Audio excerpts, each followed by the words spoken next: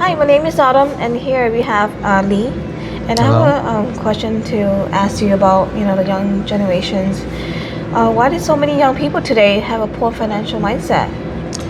Yeah, thank you, Autumn, for the question. I think I have three main reasons that I want to uh, go over.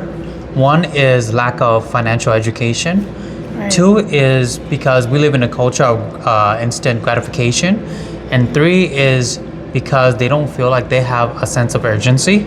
And so those are the three main reasons why I believe that younger people of this generation don't feel like it's important for them to invest into their financial future. And then we can tackle more in depth about each of these criteria as why.